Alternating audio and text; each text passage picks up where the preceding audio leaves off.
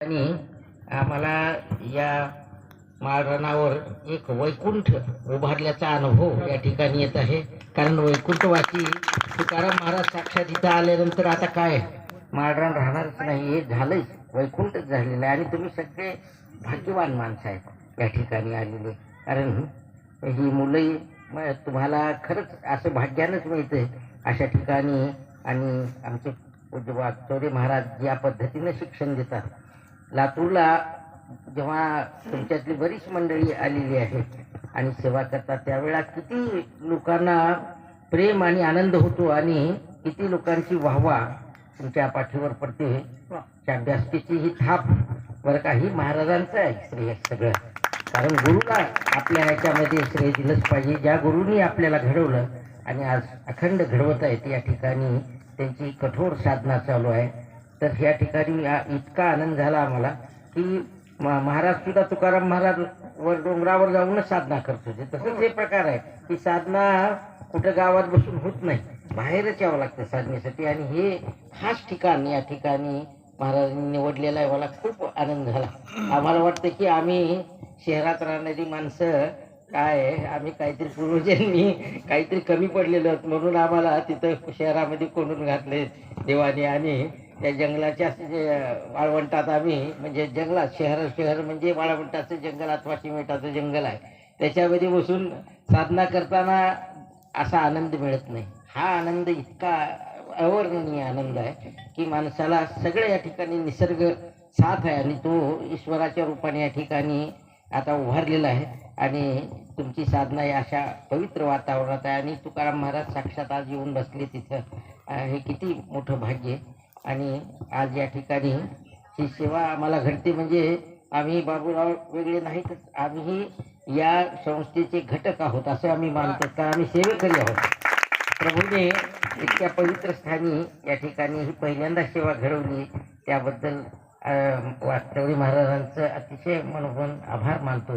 आणि त्यांच्यामुळंच हे सगळा सत्संग आम्हाला पाहायला मिळाला. पूज्य भाऊ देहूकर महाराज या ठिकाणी आले, त्यांचं दर्शन मिळालं. आणि आज या ठिकाणी जी काही आमची अल्पस्वल्प ज्या पद्धतीनं सेवा झाली ती अत्यंत प्रेमाने महाराजांनी आणि तुम्ही सर्वांनी रुजू करून घेतली, त्याबद्दल मनस्वी अत्यंत ऋणी आहोत. आणि अखंड या ठिकाणी येत राहणार. महाराज आम्हाला आपलं घर आहे हे आणि आपला आश्रम आहे, त्यामुळे इथं वेगळं बोलवायची गरज नाही. इकडं आता अनिरुद्ध महाराज पुढल्या काळात अनिरुद्धाचार्य महाराज होणार यात काही शंकाच नाही. कारण ही अध्यात्म आणि संगीत ही साधना माणसाला आचार्य बनवतेच आणि ते पुण्य त्यांना लाभलेलं आहे. आणि जन्मोजन्मी आम्ही बहुपुण्य केले तेव्हा या विठ्ठली कृपा केली, म्हणून आपल्या सर्वांवरच ही कृपा आहे. आणि ही कृपा त्यांच्या आशीर्वादातून या ठिकाणी बरसत आहे. तर तुम्ही सर्वांनी, मुलांना माझी विशेष विनंती की खूप लाभ घ्या आणि खूप रियाज करा, खूप रियाज करा.